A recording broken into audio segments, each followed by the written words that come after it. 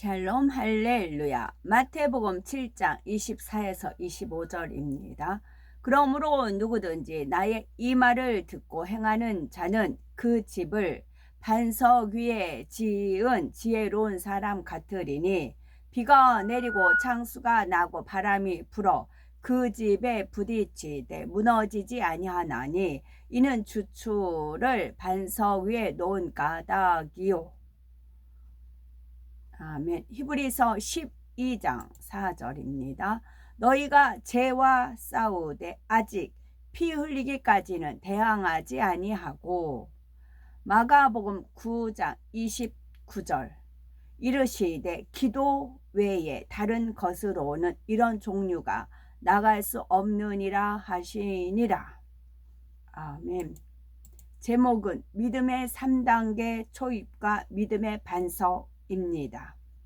예수 그리스도를 영접하여 성령을 선물로 받고 구원받을 수 있는 믿음을 소유하면 하나님의 말씀을 듣고 보고 배우는 대로 죄를 버리고자 노력을 합니다.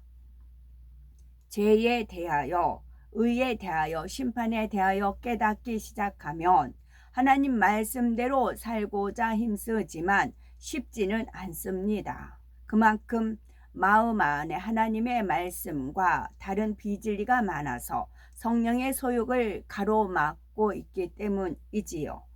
그래서 비진리인 죄를 피 흘리기까지 싸워 버리는 단계가 바로 믿음의 3단계입니다. 믿음의 3단계가 되면은 성경 66권에 기록된 하나님의 말씀에 순종하여 버리라는 것들을 열심히 버려나가고 행하라는 것들을 열심히 행해 나가게 됩니다. 그렇다면 주일 성수를 하고 11조를 하는 사람은 모두 믿음의 3단계에 들어온 것일까요? 그렇지는 않겠지요. 주의 종이나 다른 성도의 눈치를 보거나 시험 환란이 따를까 두려워서 할 수 없이 행하는 경우도 있기 때문입니다. 중심을 보시는 하나님께서는 마음은 세상에 빼앗기고 몸만 성전에 와서 형식적으로 드리는 예배를 온전한 주일 성수라 하시지 않습니다. 이런 사람은 설령 11조 생활은 해도 여전히 믿음의 2단계에 속하지요. 그런데 같은 믿음의 단계에 속한다고 할지라도 사람마다 믿음의 분량이 다릅니다. 가령 믿음의 2단계를 100으로 나누어서 믿음의 분량을 측정한다면 10%, 20%, 50% 성장에 100%에 가까울수록 믿음의 3단계에 가깝고 100%가 되어야 믿음의 3단계에 들어간 것입니다. 믿음의 3단계에서 죄를 피 흘리기까지 싸워버리기 위해서는 기도 외에 다른 것으로는 이런 유가 나갈 수 없느니라 한대로 먼저 불같은 기도와 금식을 통한 나의 노력이 있어야 합니다. 그래야 하나님께서 주시는 은혜와 능력을 힘입어 하나님의 말씀대로 살아갈 수 있는 것이 있습니다. 살아갈 수 있습니다. 믿음의 3단계에서 60% 이상을 이루면 믿음의 반석에 섰다고 할 수가 있습니다. 반석은 곧 예수 그리스도를 의미하며 믿음의 반석이란 예수 그리스도 곧 진리 안에 굳건하게 서 있는 단계를 말하지요.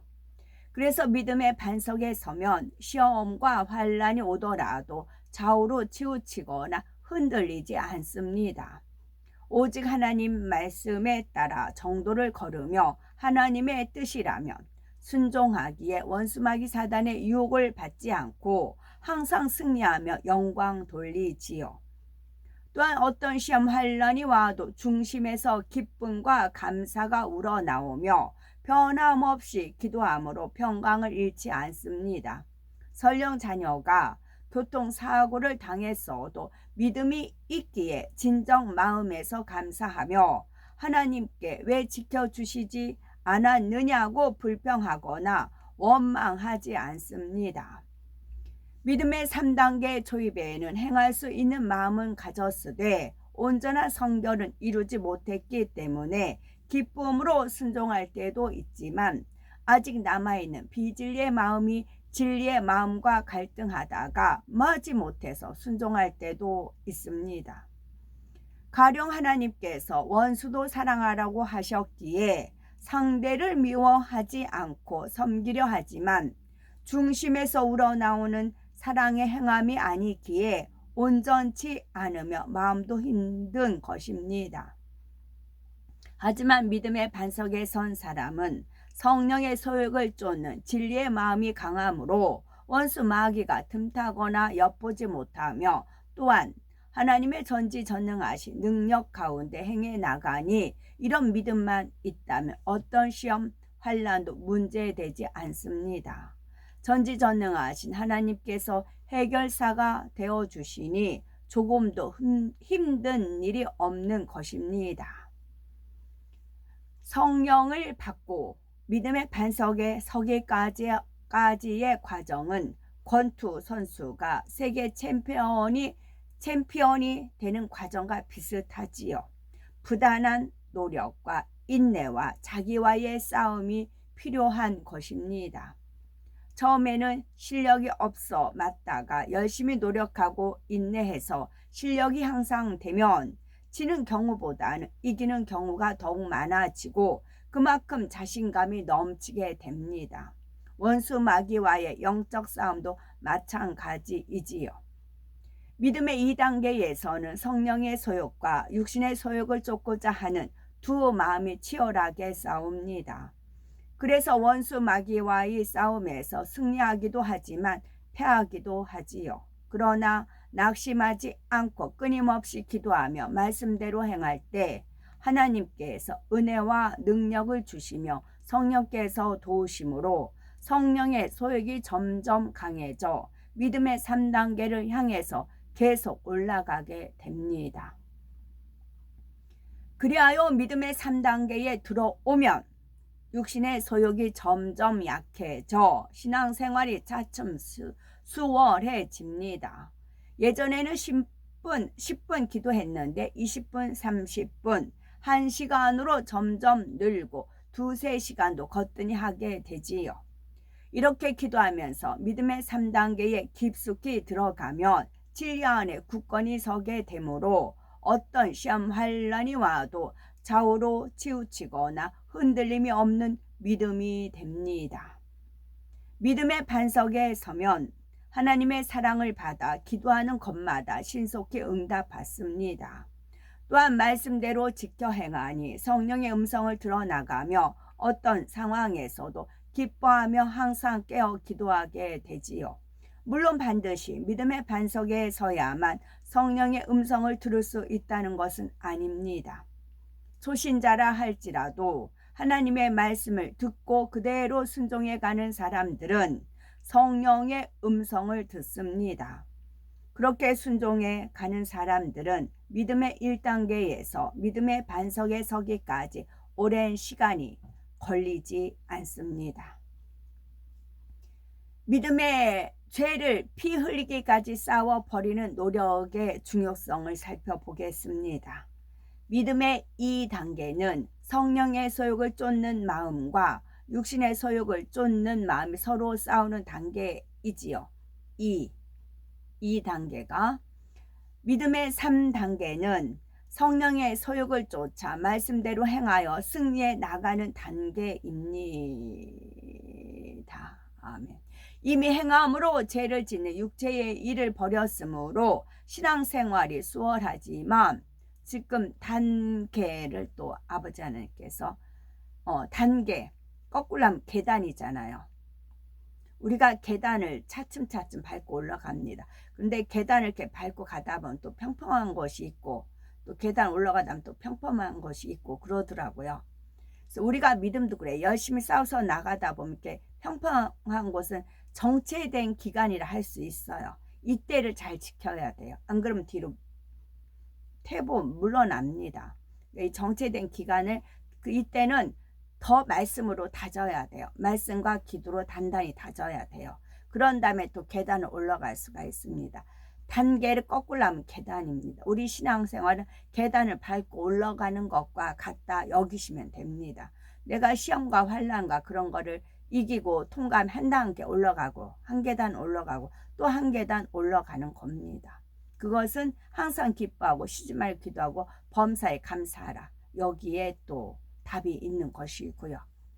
이거를 잃지 않고 계속 이런 삶을 살아야 됩니다.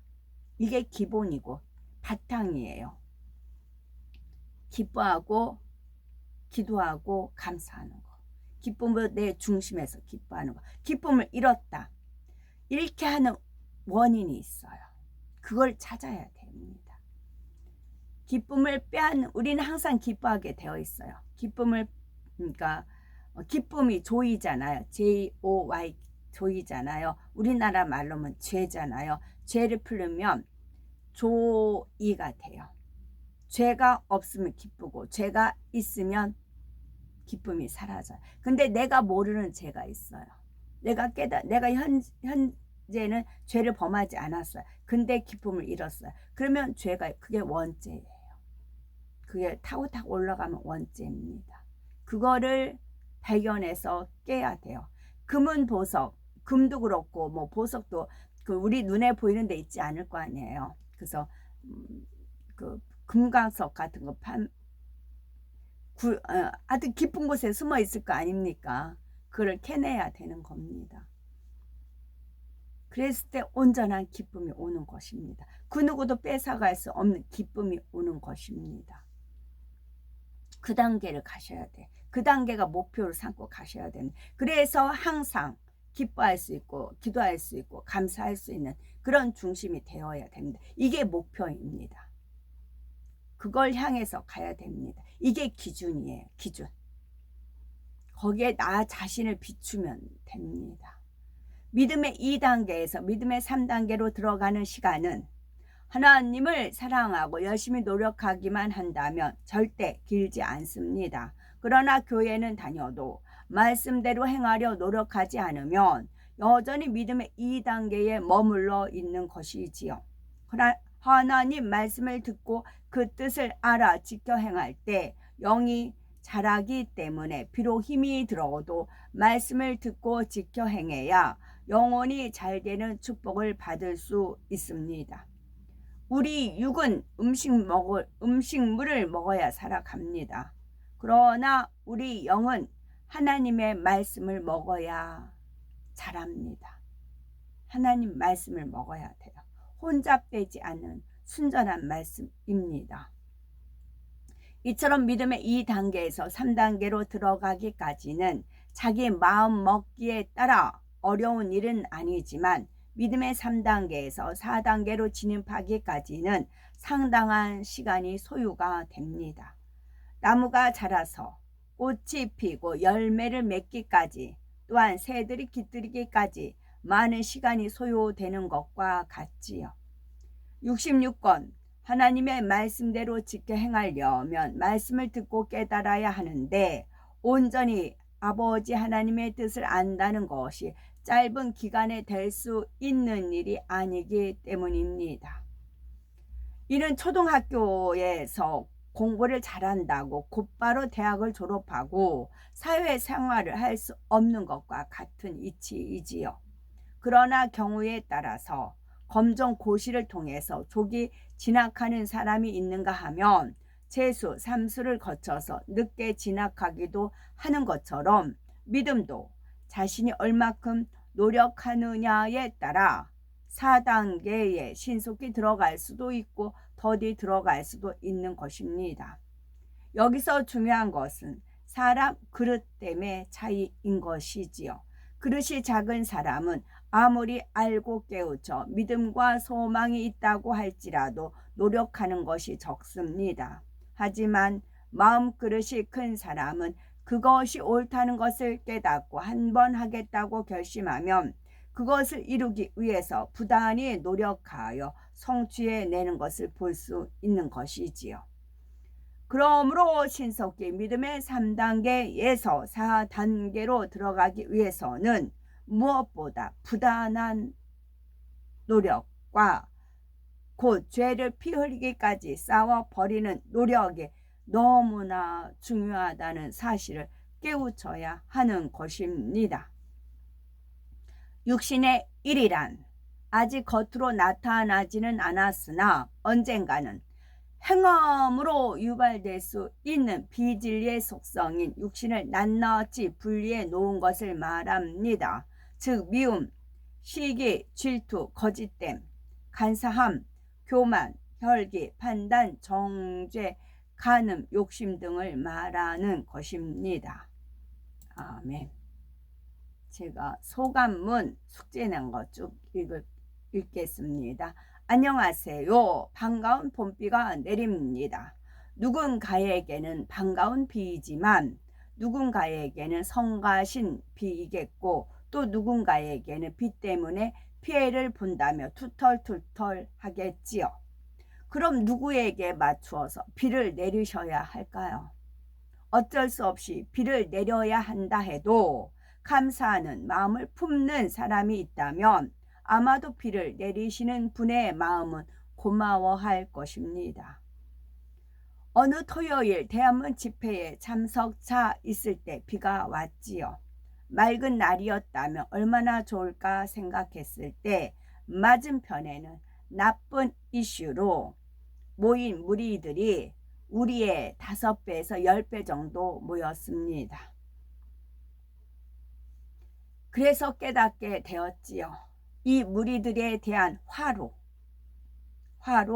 물을 뿌릴 때 우리도 함께 그 비를 맞을 수밖에 없다는 것을. 그러나 그런 창조주 하나님의 마음을 헤아리고 감사하다는 마음을 품는다면 창조주 하나님의 마음은 어느 정도 화가 가라앉기도 하겠다 싶었습니다. 고로 범사에 감사하라는 것이지요. 무화과 나무의 비유를 배우라. 그 가지가 연하여 지고 잎사귀를 내면 여름이 가까운 줄 아나니. 마가복음 13장 28절입니다. 계시록 말씀을 듣는 중 무화과 나무 비유의 말씀을 떠올려 주시면서 배우라에 초점이 주어졌고 동시에 연수를 계산해 보라는 것이었습니다. 2025 빼기 1948은 77. 답은 모릅니다. 그러나 힌트에 답이 있기도 하지요. 히브리서 6장 7절에서 8절. 땅이 그 위에 자주 내리는 비를 흡수하여 닦아는 자들이 쓰기에 합당한 채소를 내면 하나님께 복을 받고 만일 가시와 엉겅퀴를 내면 버림을 당하고 저주함에 가까워 그 마지막은 불사름이 되리라 입니다. 땅이 그 위에 자주 내리는 비를 흡수하여. 땅은 우리 마음입니다. 우리 마음에 비를 내려면 어떻게 할까요? 눈물이요. 내가 눈물이 메말라 있는지 어쩌는지 보시면 됩니다. 눈물은 슬플 때도 눈물 나지만 기쁠 때도 눈물 나고 감사할 때도 눈물 나고 하나님 사랑을 깨달았을 때도 눈물 나고 눈물이 흘리는 겁니다. 에레미야 선지자, 눈물의 선지자라고 하잖아요. 그랬을 때 합당한 채소가 나서 하나님께 복을 받습니다. 내 마음이 냉랭하고 차갑고 하는 것은 눈물, 과연 나한테 눈물이 있는가? 하나님께서 감동을 주시면 눈물을 흘리게 되어 있습니다. 저는 땅이 그 위에 자주 내리는 비를 흡수하여, 이 말씀 전에 읽을 때 이런 은혜를 주신 바가 있었습니다. 바로 눈물이니라 그러셨거든요. 아멘.